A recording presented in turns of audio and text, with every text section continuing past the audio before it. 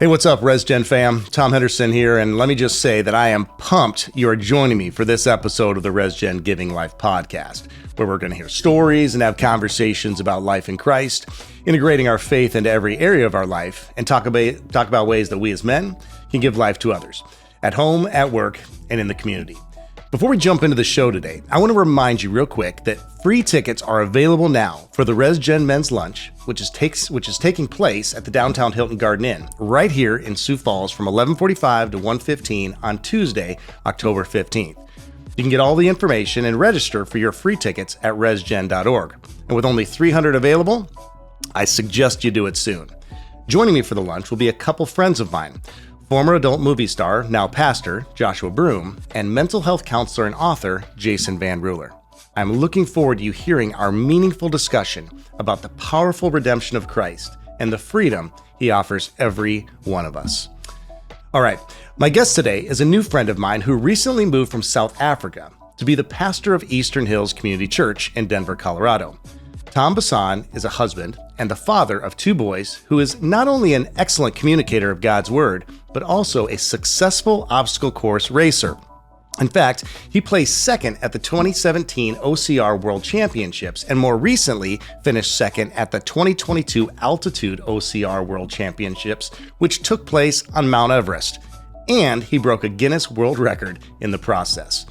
On today's show, Tom and I discuss a variety of topics, including what surprised him most during his first few weeks in the U.S., some of the concerns he has, as well as opportunities he sees for the local church, and about America's fascination with celebrities, including celebrity pastors.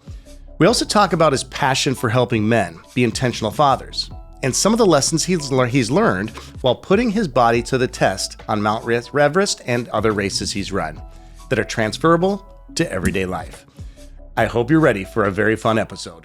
Here's my conversation with Tom Basson.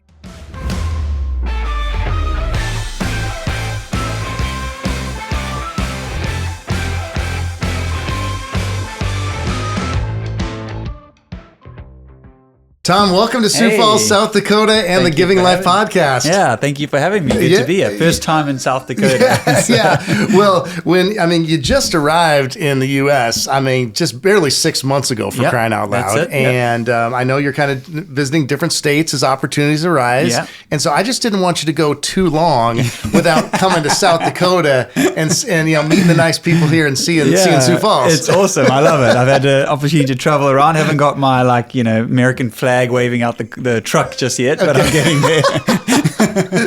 Well, and this is such a brief time that you're able to be in Sioux Falls. Not even 24 hours. Yeah.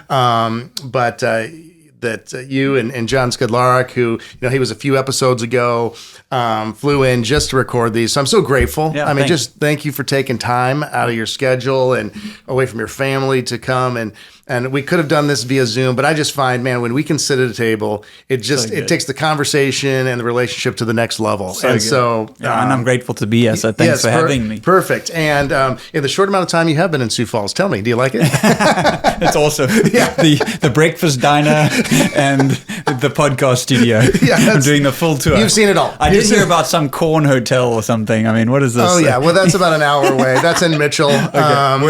Worth the trip.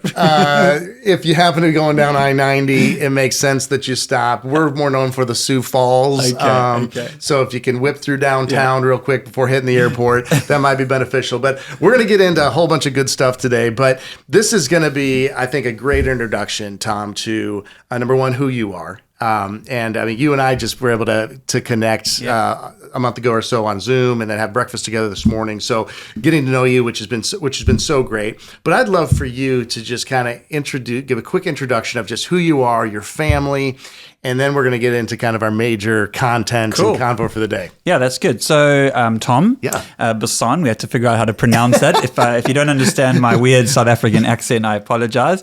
But from South Africa, grew up there, 4th, 5th generation South Africans. My wife and I have been married 19 years, got two boys, real boys, 11 and 13, wild and crazy and running around. So they keep us busy. I've been at a church in South Africa for 16 years on ministry. Kind of started as like the video guy, did, small groups, young adults, just kind of did everything in ministry really, and then planted a campus. 2012, it's a multi-campus church, and then took the lead role back in 2018. Okay. Thought I was going to be there for the rest of my ministry days and hopefully retire one day without any, scandal or something like that. Yeah. But God had different ideas, and about 18 months, 2 years ago, felt the call to come to the States, and I took up a role in Denver, Colorado, leading a church there, Eastern Hills. And yeah, it's been amazing so far. We wrestled with God for quite a bit, like why America, why us, choose someone else kind of thing. We did that for a bit, but eventually it just got to the point where it felt like not coming would almost be like disobedient, and so we just followed that call, packed up our whole family and came over with 8 bags, and here we are. And now I'm in South Dakota doing a podcast. Yeah. I mean, how weird is that? Listen, you've arrived. You've arrived, my friend. That's amazing. So was that something where you felt, you said about 18 months or so ago, 18 months prior to the 6 month, right, that you've been here.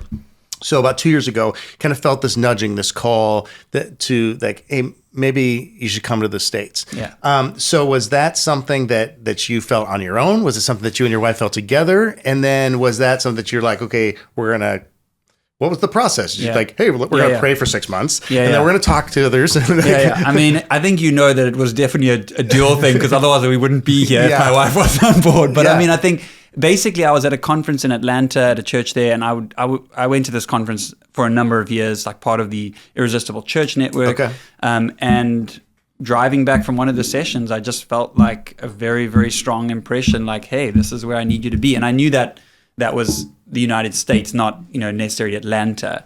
And to be honest, I literally nearly crashed the car, because I was like, what are you talking about, God? I'd taken the role I'd taken over from the founding pastor at the church in South Africa, like 40 years. And like I said, kind of assumed that that's where my ministry life would wrap up. But I didn't tell anyone. I just had this real strong sense, and I was kind of, okay, God. Got home and came through the door, and the first thing my wife said to me was, so when are we moving to America? And that was just like the first. And you didn't send her a text. No, you didn't say, "Hey, be praying about nothing. this." We'd never even spoken about it before, ever. Like literally, completely out of the blue. And so that was like, okay, God, clearly you're trying to get a message across. And then through a series of conversations, mentors of mine that had spoken into our lives, prayer, like just in our own quiet, reflections, God would, give us these scriptures like simultaneously, or we'd.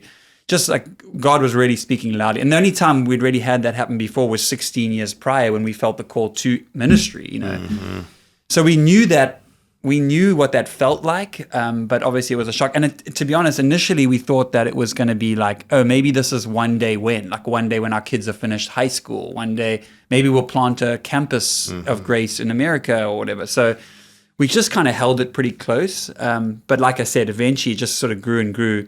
And people actually said to us, hey, don't say anything to your elders, or, until you've got like a signed contract. But we just couldn't do it that way. So we actually eventually got to the point where we told the eldership, the leadership, and then we actually told the whole congregation, said, hey guys, we're feeling called to the States, and we don't know where, we don't know when. At that point I had no no opportunities. We were having conversations and interviews, but and so that felt pretty scary, pretty risky, to leave what you've known for 16 years. Well, and to be fully transparent in the process. Yeah. Because I think that a lot of times it's, we don't want to sour this. And then what if this doesn't happen down the road? And now we've planted this thing in their brains and in their hearts. And then they're like, there's 1 foot out, half out the door. 100%. Do we follow you? Yeah. Do we trust, all that. So, and we just felt like, hey, we just wanted to be as open, as transparent as possible. And I think in the end, that helped us to leave really well. Yeah. Because people could see this is a real calling. This is not like us taking some better opportunity somewhere. This is a real thing from God, Yeah. And it was hard to leave. I mean, we had built relationships in community, and we were sad to leave, which again was a sign of health that, we were. So, and I think people that knew us kind of knew that this was the right thing for us. The people that really cared and loved it. Obviously, we had people who were sad and upset, but so it's been a real journey of faith, to be honest. And well, I think you just mentioned some words there that I think are crucial for us to just talk about just for a second. And that's just, it really helped you finish well. Because I don't think a lot of times, whether you're leaving jobs, whether there's relational issues or whatever, we focus so much on starting well. And, I've had so many conversations with my boys. One is now, out of college, and one is going to be a sophomore in college. And so, I'm a 2-boy family, you're just like you. Yeah. Can we do another podcast on parenting after this, please? I need help. Help. But talking with my boys about just the importance of finishing well and leaving well. Yeah. Because it's not just about position, it's about people. And how are we leaving to where it is keeping those relationships intact, but then also even leaving the place that we are leaving in a better place and preparing it for the next leader or the next person. It may not just be leadership, but at a grocery store or at wherever you work or whatever. So and I think, again, my wife had grown up in that church. I got saved at that church. So, literally, that was what we knew of ministry. So that was really, really hard to go. But also, I said right up front, when we started interviewing, and it wasn't just up and to the right. We had two church visits that we did prior that didn't work out, and so we were now flying to America, leaving our kids with our grandparents for 10 days. It's not like a easy trip to make. And then coming back and it's like, no, that's not going to work. Now what, God? You've called us. Now what? We were in that space. But I said right up front, guys, the one non-negotiable for me is I have to leave well. I want to be able to come back here and preach as a guest preacher or come back and visit and be excited and stoked that, wow, the church is growing. And to be honest, the church is thriving. It's doing so well. We have, I think because we are a multi-campus church, all with live, preachers. In some of the campuses, I don't even think they knew who I was, at that point. So it's even though I was the lead pastor or co-lead pastor, we hadn't built around personality. And I think that was also a key to leaving well. That's is good. That, the church wasn't about a person. It was about the movement of what God was doing there. And it's so great for me now because I can look back and watch the stuff online and just cheer them on and be excited. And similarly, they're excited for us in this new season. So. That's one of the things that when you and I connected, and I was planning on visiting about this a little later on in the pod, but I think that just because you laid that out there so nicely, I think we just should go there now. And that's, in America, we place a lot of primacy on celebrities. And celebrity sightings. I haven't noticed that. And People Magazine. Really? And all the internet clickbait and all this stuff, right? But and we have found that kind of bleed into the church. And what you said there was, I think, really important. It's just that, it wasn't built around a personality or this charismatic leader. And we love charismatic leaders. Yeah. We love personalities.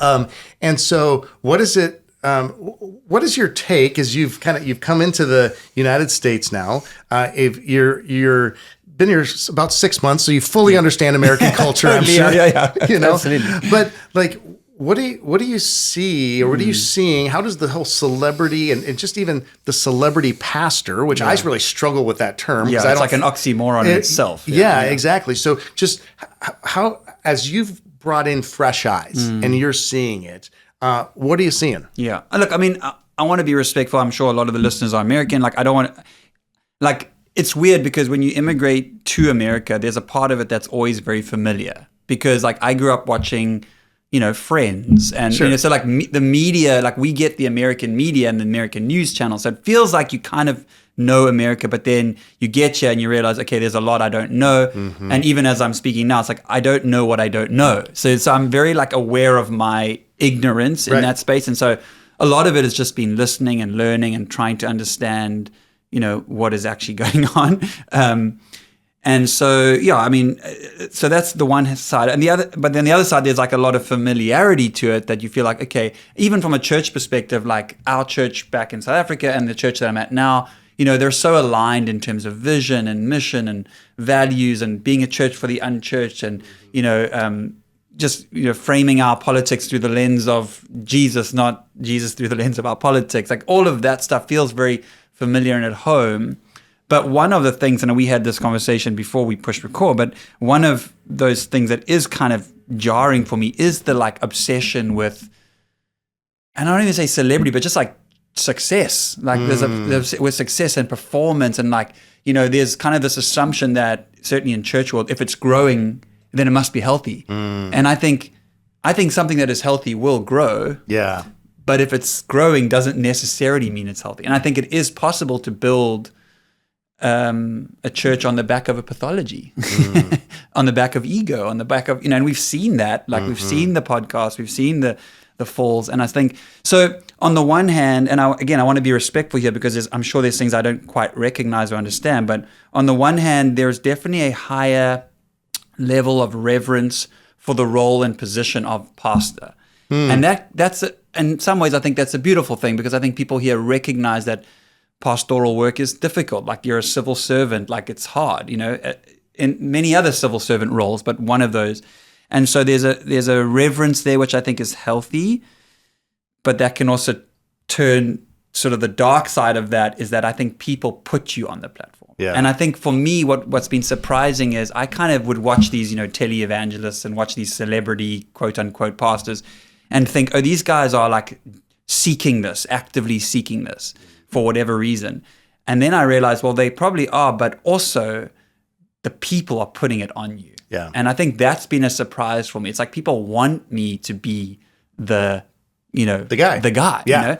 And that is, I think, dangerous. Yeah. Yeah. And I think, look, again, pride and ego are universal. Yeah. and it's not new. And celebrity pastors are not a uniquely American phenomenon, but I do think that you have to work harder here to fight off that thing, because the people are actually trying to put that on you or want that for you. And so that, I think, is a challenge for pastoral work in America. I remember Dave Lovelace, a pastor who'd had a moral failure in his past and kind of was able to rebuild his marriage, and now has a ministry where he actually helps pastors not fall into the traps that he fell into. But he says, the two greatest warning signs are when you say, this would never happen to me, and I deserve this. And, the first one I'd kind of heard before, like, okay, I recognize that I'm only one or two decisions away from ruining my life. We're all kind of there. Like, yeah, Maxwell always says you're one step from stupid. Yes, yeah. and maybe half a step for me. So I recognize that. But the second line for me, that was the one that got me, because I deserve this thing. Like, I know I've said that, or at least thought that. Like, someone will offer me, a weekend away at their beach house or whatever, and there's a part of me that's like, well, I deserve this because I work hard for Jesus, and I suffer, and our family have sacrificed, and all of that may be true in a sense, but the I deserve this thing is a very dangerous road, because the reality is the whole message of the gospel is none of us deserve anything. That's only by God's grace, and God owes us nothing. So, for me, I think you just have to contend with that a little bit. The volume's dialed up in America to an 11 on that thing. Yeah. And I think it just takes more intentional steps to, not pay too much attention to the voices of the fans. Yeah. And also not to get stuck on the voices of the critics either. Yeah. We tend to go to those two extremes. Yeah. That statement of I don't deserve this that's not just a danger zone for ministry. Yeah. I mean, that's just life, right? And just, men in general, and just like, I deserve, well, what we deserve according to Scripture is death. Yeah, exactly. But through the grace and the love subtle. of Jesus. It's so subtle, because it can be like, hey, I've had a tough day. I deserve to scroll on this. Whatever it is. I know I shouldn't be looking at this, but hey, I'm just going to, because I deserve this. Oh, it's been a tough day. Or, it's just such a subtle thing that can creep in. And like you said, it's not just ministry. It's everything. It's life. And that's how often the enemy will work, right? It's these little things. It's not the big things. Yeah. It's the little things built God up over time. Did God really say? Yeah, exactly. Gets us to doubt. Yeah. And saying, and we can use, if it's not, I deserve this, or I just need an escape, or I just need whatever. And it's during those times we just need to continually think about just our motivation, laying ourselves every day at the foot of the cross and saying, man, Jesus, regardless of my profession, you're my motivation, and you have called me to do a work today. Yeah, absolutely. And no matter who tells me to come off the wall, like Nehemiah was told multiple times, I will not come off the wall. Yeah, that's good. I will continue to be faithful in what you've called me to be faithful in. Be lovers of people, givers of life, and all that. Yeah. So, and I think, I have to just give credit to my wife here, who hopefully will listen to this, probably her and my mom will listen to this. Exactly. Well, my wife does too. So there's three. But you know, she's my greatest fan, but she's also my greatest critic. Yeah. And I know, like, you know, you've been in ministry, you kind of know, you step off the platform and, you know, 5 people come to you and tell you that's the best sermon I've ever heard. And then I'll turn to my wife and say, well, you know, what do you think? And she'll be like, it was okay. It was all right, you know. Yeah. And then I'm like, okay, because I do think we need, and maybe it's not a spouse, maybe it's a friend or a colleague or whatever it is, but we need those grounding voices to kind of say, either to say, hey, you know, to lift us up and encourage us when we're down from the critics, but also to kind of ground us when we're hearing the fan. I mean, I remember, I think it was an interview with Tim Keller where the interviewer said, you know, Tim Keller said, I need to step down because the congregation has become addicted to my preaching. And the interviewer was so great. He said, you know, well, how did you not get addicted to their addiction? And I thought that was such a great question. And his response was so quick. He said, oh, that's easy. I have a wife. Yeah. And she's like, because she'll just tell me the truth straight up. You know? And so I'm grateful for not just my wife, but people in my life who've been able to be those for me. Yeah, one of my biggest things that I love right now is just the whole idea of, you know, surrounding yourself with people. And again, this is just general life, human stuff, right? But surround yourself with people who are unimpressed by you, or who are not impressed by you, because, you know, it just keeps you grounded. And we all need to be grounded at different times. And yes, we need voices of encouragement. You know, one of my mentors early on in my ministry career and life, I've been doing ministry now full time, would be 25. It's 25 years. Been doing it for 25 years. And John Garrick, he was on early episode of the pod and former speaker. I had him at the Men's Summit, but he told me, he said, Tom, you know, taste but don't swallow. You know, taste the encouragement. Because we all need it, but don't swallow it because you get fat on yourself. And then the same thing with criticism. Taste it. What can you glean from it? Totally. Even if only 0.5% of it is true. What can you glean from it? But don't swallow it, because then you'll get down on yourself. And such a I think that's transferable again, just for our lives. So so you move from South Africa, and I got to ask you. Like, what were some of the biggest surprises you had, like within the first 2 to 4 weeks, where you're like, oh snap, like this is. Well, I mean, driving on the wrong side of the road took a little adjustment. You know, I don't know how you said on the wrong side here. It took adjusting. I only nearly killed someone a couple times. No, on I-70 totally. So I mean, obviously, there's things that are just so different, like that you just take for granted, or that you assume you know, and then suddenly you're 42 years old and you're like trying to figure out how to fill the gas pump at the car, because in South Africa there are people who do that. So now I'm like, what, you know?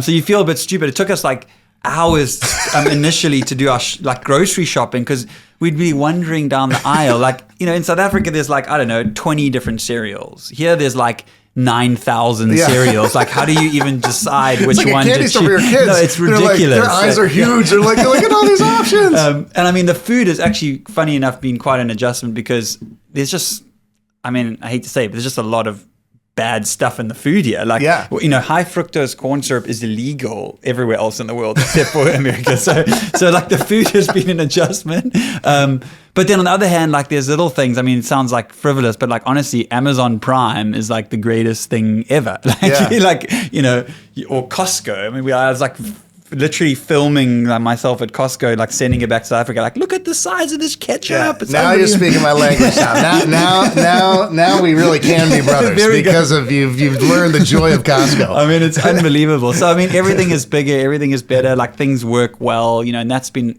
awesome. I think one of the things that have helped in terms of just having a soft landing is, you know, the kids have settled well at school. I think that, you know, our year is January to December, so we had to kind of decide either to push them forward or to hold them back half a year. Oh, your school year runs calendar year. Yeah, January to December. In South Africa. Okay. So we decided to hold them back half a year and have them repeat like half a grade. Oh. And I think that helped them kind of settle in because they felt like they were ahead. Okay. That's been great. I mean, even my 10-year-old said, I said, what do you love most about America? And his answer was very surprising. He said, I love feeling safe.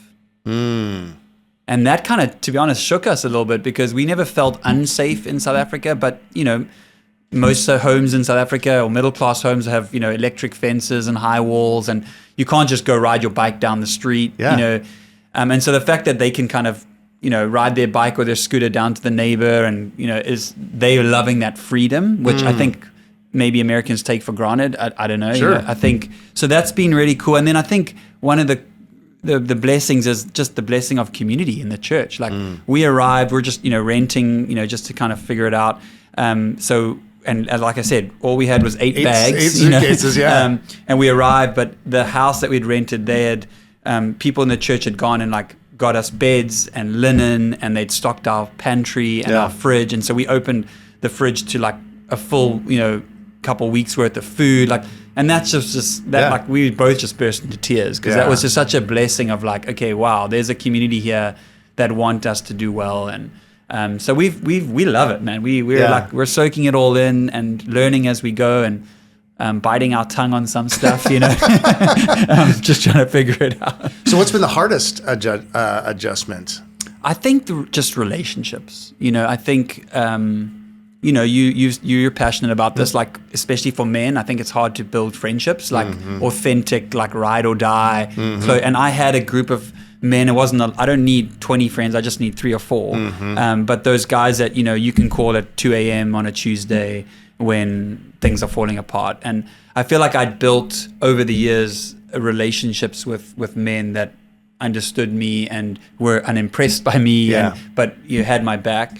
And that just takes time. Yeah. That you can't fast track that or like manufacture that. So and it changes. I mean, it's because it's not like those people, you don't have connection with them anymore. It just changes it. No, I mean, they're 9 hours ahead of me. Even from a time zone perspective, it's different, So I'm still in touch, of course, with those guys, but I have to start again at rebuilding a different network. Yeah.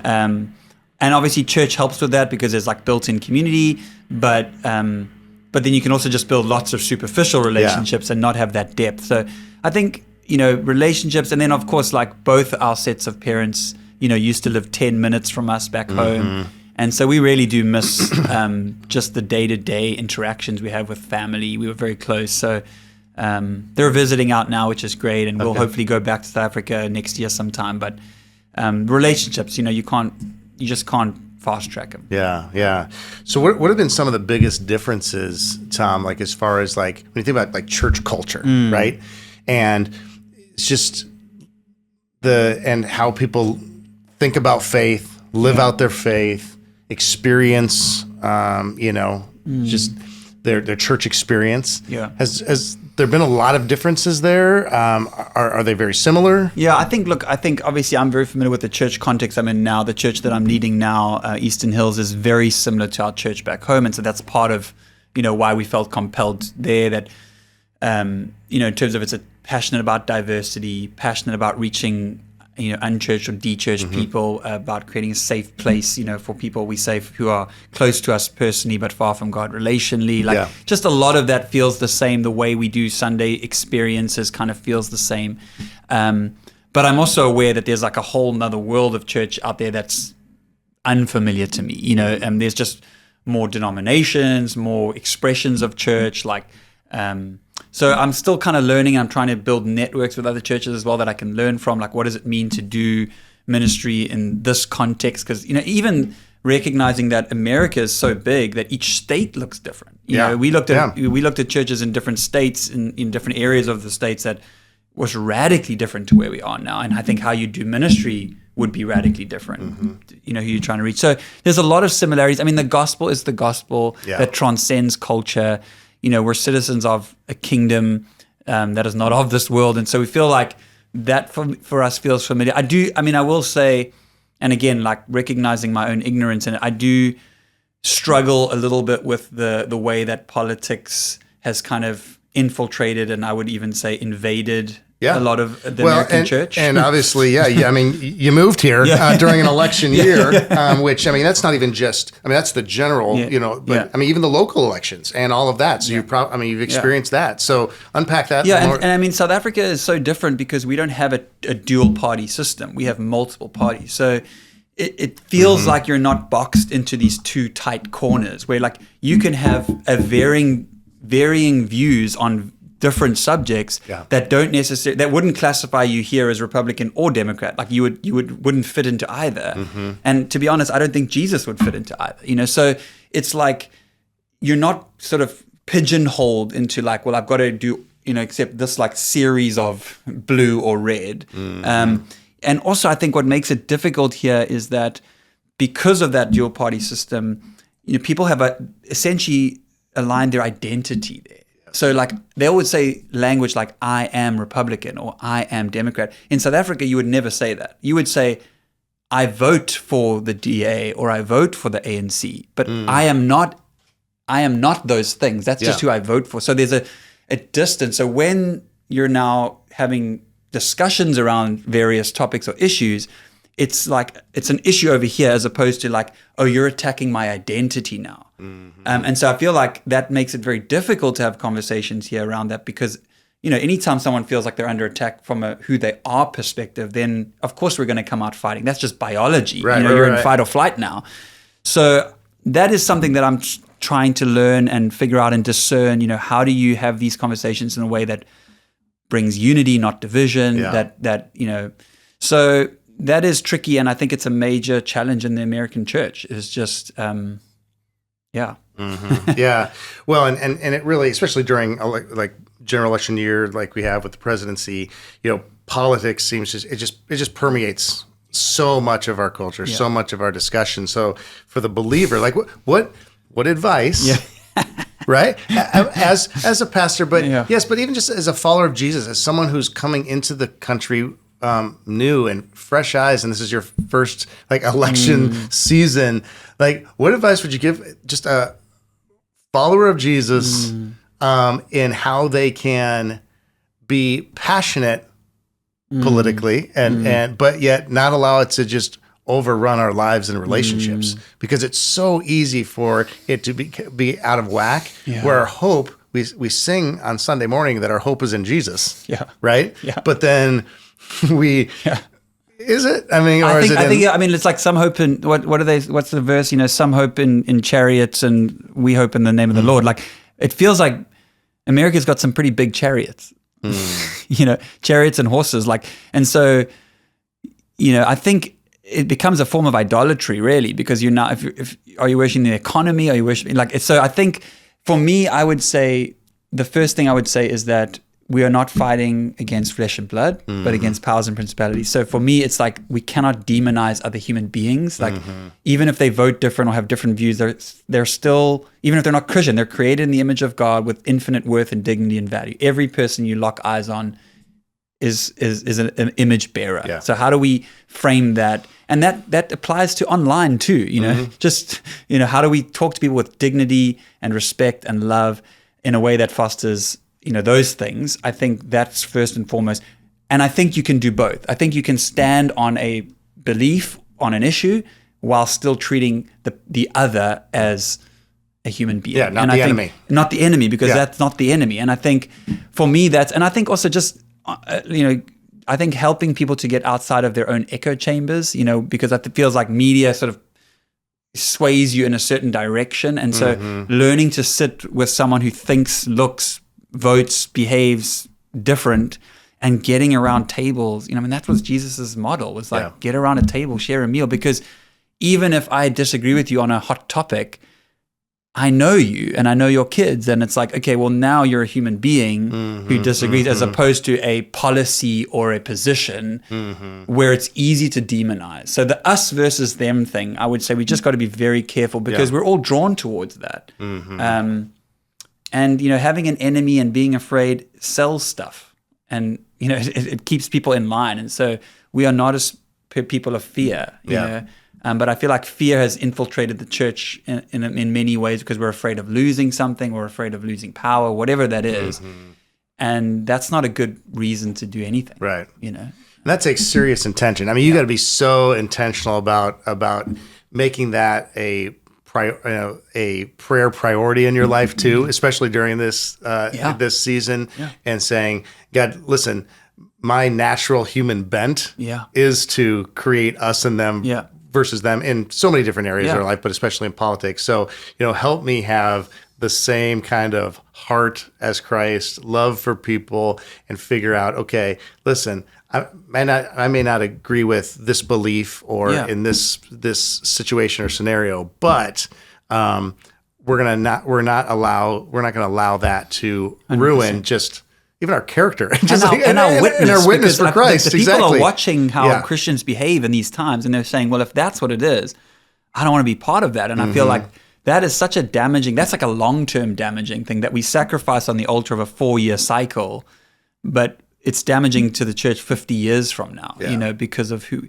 I think, it's so tricky. And like you say, it's so built into how we're hardwired. So, again, like I said, I'm learning, I'm figuring it out, but I think there has to be a way where we can navigate the complexity while still upholding the dignity of another human being. So. And you just said that you're learning. I think if we have that if we have that mentality of help me understand, just help me understand, it changes our whole approach to conversations and discussions. And even like you think about just that, bringing that mentality, let's leave politics aside, and bringing that into our conversations with our kids, with our wife, with our neighbors. Hey, help. I'm going to assume innocence here. Yeah, there's a posture of humility there that's just so different. Right. And sometimes, I don't know if you've noticed, but sometimes we have humility struggles, and often if we just allow another layer of pride be stripped off and we just enter with this heart of openness and understanding, it really is. Can I say one more thing if I can? The other thing is that I think sometimes as Christians, we want to say something about everything. And I think sometimes we don't have to. Yeah. Like it feels like there's so much noise. And I think particularly here, and there's a beautiful thing because one of the things I've noticed, I think it's a beautiful thing about the American things. There's a great sense of ownership and entitlement. Like that can be a good and a bad thing. I've already, as a pastor, I've already got my 1-star Yelp reviews, people who've left the church or whatever because they didn't like what I said or whatever. And it's interesting because I thought about it and it's like, in South Africa, people are the same. They, if they don't like what you said, they'll, leave the church or whatever, but they just don't feel the need to go online and write about it. I think that is a uniquely American thing. It's like my opinion matters and it should be voiced. And I'm saying your opinion does matter, but we don't have to say every single one of them something about, what I mean? Our first episode of the season, Mayor Paul Tennican was on with me and he talked about just that very thing about saying, listen, have your opinions, but maybe not every single one of them has to be shared, right? Totally. Or and especially on a public platform. Maybe some of them are private conversations, instead of a public platform. So I think that's a great word, and it's a good reminder of something we talked about earlier in the season I think I mentioned this, but the whole idea of really sending something through a filter of saying, is kind? Is it helpful? We used to have that hanging on our fridge, Tom, for our words with our kids when they were little. Yeah. Laura still probably wants it up there to make sure that I read it every day too. But it says, is it kind? Is it helpful? And then there was one other question. Is it true? Yeah.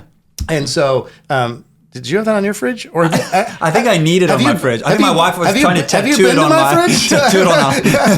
So, my forehead. But is it? Yeah. And is it true? So that's a filter that's just and it's not just what you think is true or what you think is, but trying to put yourself in the other people's shoes and what their experience is. So, and I'm going to leave some of this kind of church conversation in a second here. But there's one other thing that I just wanted to ask is, as someone again who's come in with fresh eyes, what maybe as you look at the church, and I know that it's just you're pastoring one church in Colorado, right? You had some experiences with potentially interviewing at other ones and so forth, but as you look at the church, what's a concern that you have for us? And then what is an opportunity that you see? Like, man, I see this is a source that I'm praying about that I think that we just need to be praying about for the local church. Yeah. And then what are some of those opportunities that we just got to seize? Yeah. I think we've shared some of my concerns. I think some of the political stuff is worrying. I think some of the celebrity kind of obsession is worrying to me. I think, to be honest, I have such huge hope. Yeah. I really do. I have such huge hope. This is God's church and the gates of hell will not prevail against it. I believe that. I believe the local church is the hope of the world. There's nothing like it when it's working right. Despite all the media, despite all the, scandals and all that stuff. I really believe that to the core of my being. And in many ways, what excites me is that the church historically has generally done well when there's civil unrest. The church has generally done well when they're not in power. Like, I'm not sure that power or control is the solution, because generally when the church has had those things, we haven't handled it well. Yeah. And so for me, I think of just the example for me, and I probably get my numbers wrong here, so fact check me here. But, I think of the church in China, like prior to the communist wall falling in 1949, like there were, I think, 3 to 4 million, Christians in China. The missionaries all have to leave. They get, kicked out. The government basically tries to eradicate Christianity.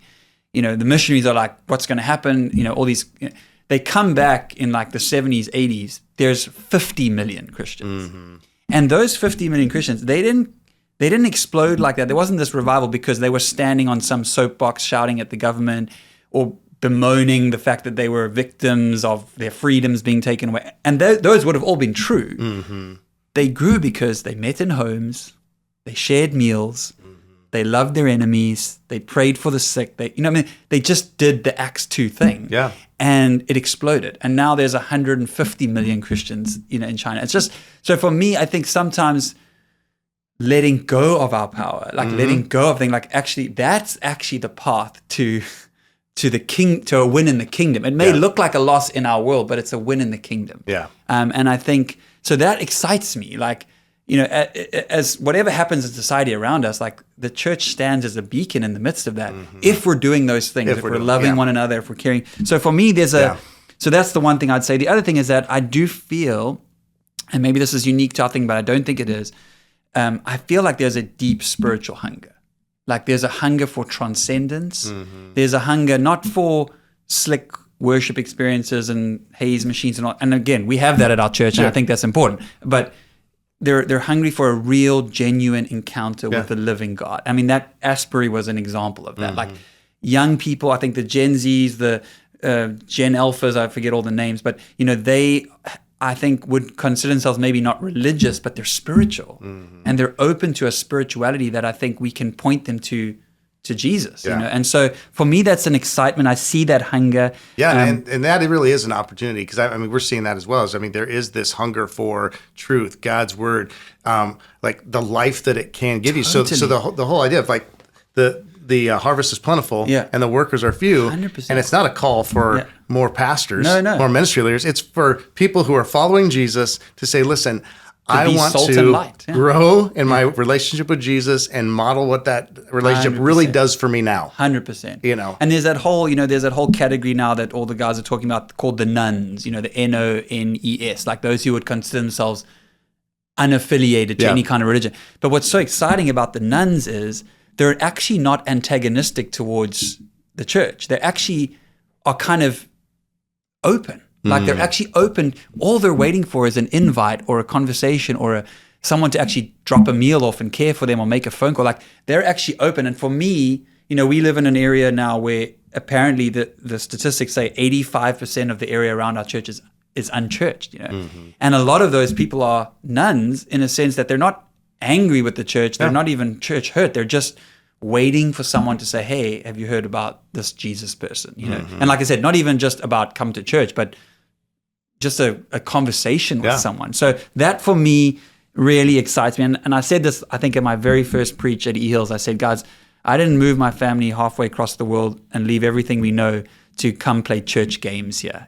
I'm not here to shuffle Christians around. I want to reach people who don't know him or don't know him yet. And that's why we're here. And I think so often the church, we get stuck in, having these secondary theological debates and answering questions that the culture is not even asking, when there are people literally desperate to hear just the gospel, like as simple as that. And so for me, that's the hope that I have. Like, yes, there's a mess, and yes, things are complicated, but the church stands as a lighthouse on a hill, and we can offer things like community in a world that is just becoming ever more isolated and fractured. We've got so much that people, I think, are looking for, and that excites me. And that takes ownership, to use a word that you used earlier, for each one of us in that mission, and saying that so what difference does Jesus really make as we lead this next meeting?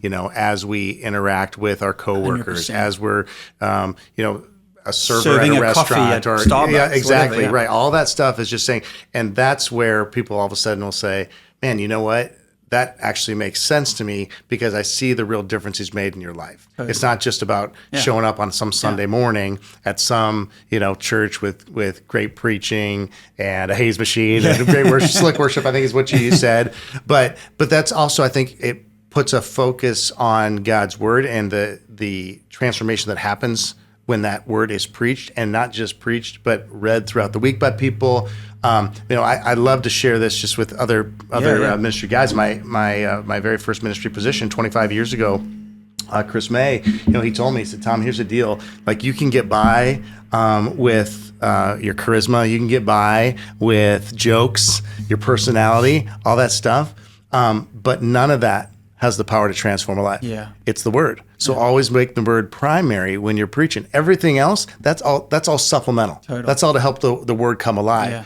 But it's an onus on guys like you and me and others that God has called to full-time, preaching ministry specifically, to say, listen, we got to preach the word. Yeah. We got to teach the truth of the scripture and help that hunger be even developed in all the people that are coming. And I like what you say. Again, it's not even just for I love just the example of a Starbucks barista. Yeah. I think that story, I don't know if it's like legend or whatever, but I heard the story. Like the Christian Starbucks baristas just started writing like short little inspirational like encouragement or scripture verses on people's coffee cups, and there were literally people lining up. Hundreds of people lining up because they wanted this guy to. And again, there's like this deep hunger for like transcendence, and he couldn't do that without the power of the Holy Spirit. Yeah. So I think it's helping Christ's followers just to lean into that, to trust that, and then to have that influence in the people that only they have influence over in that world. Yeah, yeah. Well, Tom, this has been so good. And I want to shift gears here for the time that we have left, because I do want to talk a little bit about just the craziness that you bring upon yourself. In fact, you just did one of these obstacle course relays, races, whatever you call them, just this past weekend again, where you willingly sign up. You probably even pay money. That's correct. To do these experiences where you literally you put your body to the test, and you challenge yourself physically to do things that not many human beings do, and you smile while doing it. I saw a post that you recently made about how the one that you just got to do, it was called a Tough Mudder Infinity, which I'd heard of the Tough Mudder, and then it's like, and then this one over here is though for the crazy people. But your son got to participate in one of those, which has got to have been an amazing experience. But how did you originally get involved in obstacle course racing? You're an adventurous spirit. I know that you have that. I mean, you surfed a lot when you're in South Africa. You love mountain biking, skiing, all that kind of stuff. So you have this adventure within you. Yeah. But what got you into obstacle course racing? I mean, it's basically my form of therapy, because I think there's definitely something a little wrong with me. Maybe I was dropped on my head as a kid or something. I don't know. I mean, so I grew up as like as a competitive gymnast. So that was kind of my world. I loved it. I was training 5-6 hours a day, like from a young age. When I retired from gymnastics in my 20s, I kind of was like, I've got to find something, because I'd my whole life kind of grown up, and I dabbled in all kinds of other sports, kayaking, ultra running, like all kinds of stuff, but eventually sort of found OCR, obstacle course racing, and that just was a perfect match for me. It sort of combined being outdoors, like in nature, trail running, with some of the like ninja warrior obstacle course stuff. I mean, it's basically like army PT that I pay for. But I love it, and it honestly is a form of therapy for me. I mean, I do see a therapist as well. Yeah. But for me, it's just a space to get out. I don't think about anything else other than what I'm doing. And I guess I've learned to kind of embrace the pain of those kinds of crazy events. And there are lessons that I feel like I've learned from the races. I got to, break a world record up at Everest, and just being at Mt Everest and being in that environment was honestly a real sacred space. It felt like God was with me, like in a very tangible sense, as you're running, for 9 hours on your own, like in these, amazing Himalayan peaks. I've got to go around the world and do some of these crazy races. And, I always say this, not everyone wants to do obstacle course racing, but everyone's overcoming obstacles. Yeah. Whether that's a divorce, whether that's starting a business, whether that's overcoming, a mental health issue, we all face obstacles. Yeah. And for me, the principles that I feel maybe I'm just, God has to make it a little more blunt for me, like more tangible. But I feel like the lessons from those obstacle course races are applicable across any spectrum of life. Even if you have no interest in physical activity, discipline, just the idea of building systems over motivation, because motivation, that's what I've learned very quickly. If you're only going to train when you feel like it, you're not going to train. Yeah. But if you build systems that bypass motivation, then what you actually find is that motivation comes as a byproduct, not as a forerunner. And so, little things like that, I think those have really helped me. I have written a book. It hasn't been published yet. I'm hoping it'll come out pretty soon. But cool.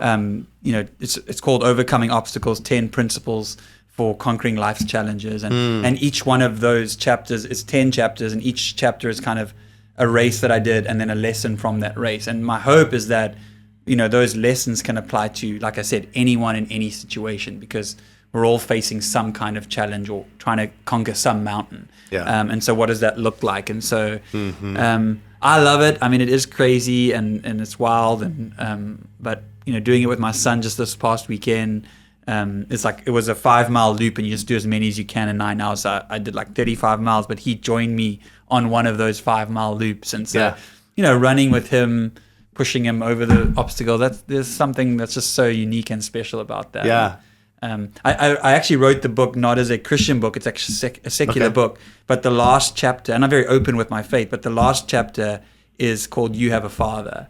And I tell about a race that I ran with and I get emotional, but I ran with my son. Oh, with your son? With my son. And I just, the parallel of like, God is running with us, and we have a Father who helps us over the obstacles, who runs before us, who runs behind us, and that verse, I think it's in John 14 where Philip says, show me the Father and that will be enough for me, and so my hope is that whoever reads the book, hopefully that final chapter is a real thing of like, hey, you have a Father, who loves you and who wants the best for you and who never leaves you and will run through the obstacle race of life with you. And so, it's cheesy, but for me, it's just been it's a spiritual thing for me. It's not cheesy at all. And I think that's you talk about the opportunities that we have as believers. It's to show that we don't walk this road. We don't run this race. Yeah. We don't have to jump and get over obstacles, endure obstacles on our own, that we have a Father that runs, alongside of us. I love this you mentioned, he runs in front of us, shines a light in the direction we go, behind us to catch us when we fall, but the entire time he's beside us, holding our hand each way, 100%. And we'll put the message in the show notes as well, because I've heard you preach a message on, you actually did a TED Talk on the Everest experience, and then you brought that into one of your messages. Yeah. You took a break, I believe, from the sermon series to put that one in there, and just the principles that you took away, from that time, and just the encouragement, the joke of, when you're running uphill, you're listening to hip hop and worship on the downhill. Totally. See, I told you I was listening. Training tip, I told you I was listening. Yeah. See, it's like, look, those are things right there that just give people, give people in the right train of thought. So, but as you kind of brought that message, and whether it be the TED Talk or that message to a close, you talked about the power of dreaming. Yeah. And so I'd love for you, and you actually even got a tattoo, right? That has the words "All men dream, but not equally." Yeah. So just touch on that for me. Yeah. So it says, all men dream, but not equally. It comes from a T.E. Lawrence quote that says, all men dream, but not equally. Some dream at night in the dusty recesses of their minds and wake to find that it was vanity. But the dreamers of the day are dangerous men, that they may act their dreams with open eyes to make it possible. And so for me, it's just this idea of like, hey, let's not be dreamers at night who just wake to find that it was, wishful thinking, but let's actually be dangerous men and women who can act our dreams with open eyes. and therefore make it possible. And so for me, that's like the encouragement of whatever dreams you have in your heart. Like, those are dreams that God has placed in your heart. Like, and God is there, and He wants us to dream. He wants us to dream big, but we actually have to make those dreams come a reality. They don't just come true on their own, Yeah. And so that's kind of, I put that on my wrist after Everest. I got the tattoo in Kathmandu as kind of a reminder of like, hey, because it was a dream, it was a 26-year dream in the making that came to fruition. And so it was just a reminder to me of like, hey, God is faithful. And yeah. Yeah, that's so good. Well, I'm not going to give any other things that I took away from that message because I want to have people go and listen to it. There was some good jokes about just goals that you wrote down when you were a kid, and just maybe you had to be edited. But having those things, and what are those dreams? What are those dreams that God places on our heart that we can say, okay, listen, I don't even know if this is possible, but if God placed it there, then let's for sure make that a prayer focus, but then what does it really look like for us to chase that dream? And, I'm sure you've had many, many people in your life, Tom, that have come alongside you. I think about all the people in my life that, growing up in a home without a father and just all the people that surrounded me and that helped me along the way, gave me encouragement when I needed, when I was really low, called me back to earth when maybe I was getting a little too, focused on myself or whatever. And I'm grateful that you have that in your life and that you are now striving to be that for other people. Number one, for your sons, and for your wife, of course, but for all those that you invest in continually, whether that be in the life of the local church where God's planted you now, or to all those that you come in contact with. So thank you for answering the call to ministry, for chasing God's dream, for running these obstacle course races so that I can see pictures and live vicariously through you, because I just don't have that within me. I would actually love to do like a normal one. I'm signing you up, dude. A normal one. Okay, I don't know. I can't do the infinity. I mean, when you said infinity, I'm thinking we'll do a 5-mile lap. We'll get you electrocuted and get that sounds spectacular. How about this? We table that discussion and see if that's something. Episode 2 rolling in. The feedback from Tough Mudder from Tom. Well, listen, we didn't really have time, but one thing I'd love for you to just mention, and I'm going to ask you just kind of, unless you really want to tack on another final word, but I know one of the other things that we talked about is just your passion for fatherhood, and being what you called an intentional father, and that's one thing that our world desperately needs, that this generation lacks, and so by you even just saying, "Hey, son, why don't you come and run this section of this race with me?" was intentional on your part, but especially as we're dealing with a lot of people that are 20, 25, 30, 48, and didn't have intentional fathers. I would just love for you to speak to that maybe, and just maybe some encouragement there, just some things that are on your heart, and then we'll wrap our time together. That's great. This is a big one. I think, it started for me, it started when I became a dad, really. But, I read a book a few years ago called Intentional Father by John Tyson, really great book. And the premise is that, he basically says in every culture around the world, there are like codified, ritualized pathways that take children from children to adolescence to adulthood. And whether that's a bar mitzvah, bat mitzvah in the Jewish culture, whether in Zulu culture in South Africa, there's a circumcision, kind of ceremony at 13, whether it's, Mormons going off on their, around the world, and they come back, they get welcomed in as a man in the community, whatever that looks like.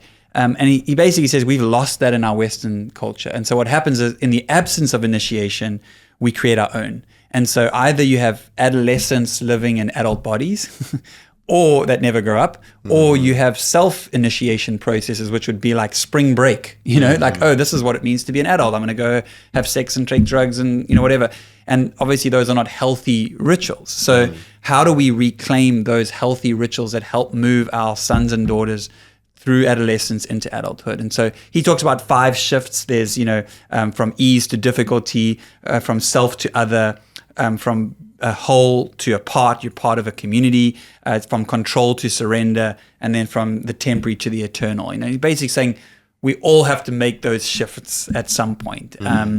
And how do we help actually intentionally, because it's not going to happen on their own. My kid's not going to learn how to change a tire on his own. Like I actually have to teach him how to do it. Yeah. Similarly, he's not going to learn, the values of what it means to take a woman on a date unless we actually model it. And so it's just a real structured program that I've really enjoyed doing. And it starts with kind of an initiation process at like 12, 13, which we're doing now with my 13-year-old, and actually in a few weeks' time, where there's a community of people who come around him and speak words of life over him.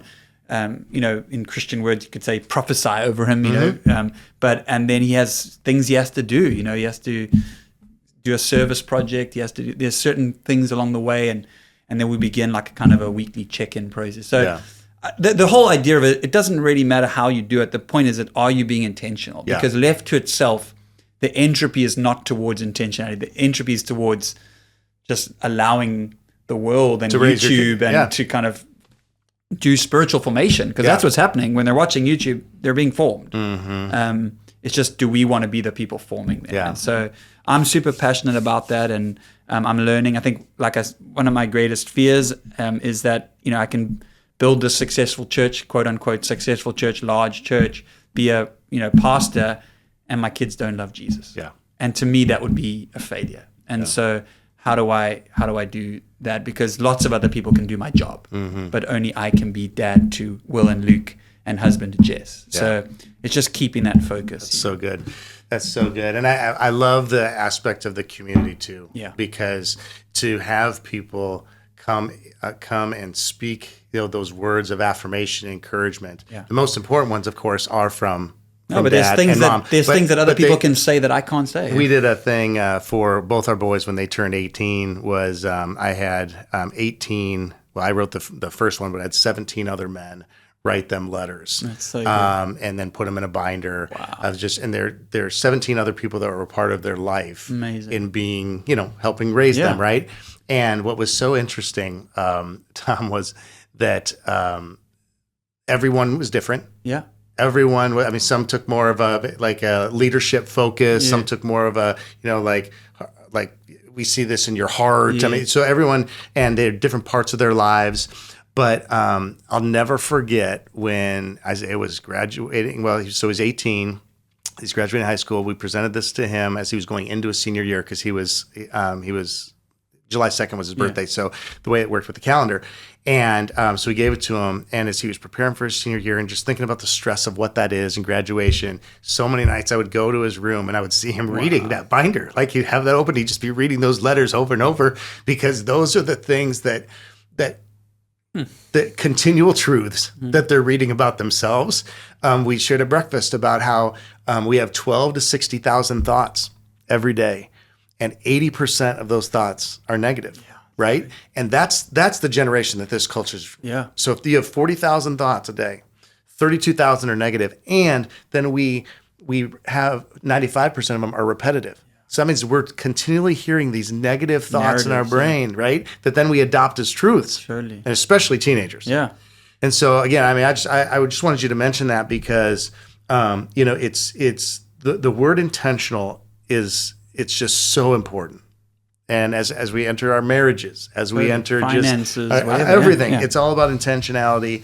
And then it's turning that intention into action, because we can have intentions all day long, but we got to act on them. And so that's a beautiful thing. Well, brother, hey, listen, this has been fast. This has been furious. Okay. Thank you. We're both crying. The two Toms are having little teary moments on the podcast. I'm not saying we're Vin Diesel and Paul Walker or anything like that, but this may be like, who needs the last sequel of Fast and the Furious? I think people just got a lot out of this one. But I'm grateful for you. I'm grateful for our friendship. I'm thankful for just being able to just hang out and minister alongside each other in this way. I am going to ask you, because I'm, what's 90 seconds more? And I know you got more in this head and heart. So, what do you got for a final word for listeners today? Any kind of encouragement, a scripture, just final shot of something for listeners today? I mean, again, this is not something prepared. I just honestly felt like when you're talking about the idea of dreams, and as we look at what's happening in our world, what's happening maybe in listeners' worlds, like I just have a real sense that there are some who are listening to this today, and it may just be one or two that have honestly given up on dreams. And my encouragement to you is, if you're listening to this is the sign you've been waiting for to not give up on those dreams. Maybe whatever that was, you've let it go. You've, kind of, it's faded away into the background, or you said, "Oh, that's not for me," or that'll never happen. And I really have a sense that God wants to say, "Hey, don't give up on the visions and dreams that I've given to you, whether that's for your children that you're praying for, that just doesn't seem to be breaking through, whether it's for your marriage, whether it's for whatever it is." I just feel like God's saying, "I'm not done." And in the obstacle course racing world, lots of times when you get into these endurance races, there are many times where you think, "I'm done. Like I can't do another step. I'm exhausted. I got nothing left." And what I've learned is that's God says, "My power is made perfect in your weakness." And it's when we get to our weakest, lowest point is when God does His greatest work. And so that's just an encouragement to someone who's listening today. That's awesome. Well, Tom, thank you again for flying all the way here just to record this podcast. I really appreciate it. Grateful for the time we've been able to spend. And again, man, just continue to enjoy this first year and lead your church well. I'm excited to just continue to watch you flourish in leadership in Denver. So thanks, Tom. Appreciate it. Thank you. I hope you enjoyed my conversation with Tom Basson today. If you found the episode enjoyable, please share with others who might enjoy it as well. If you'd like to connect more with Tom, you can do so by visiting his church's website, ehills.org, and by following him at Tom O. Basson on Instagram. All right, thanks again for joining me today, friends. We'll see you next time for another episode of the RESGEN Giving Life Podcast. Until then, continue being men whose life in Christ gives life to others. We'll see you soon.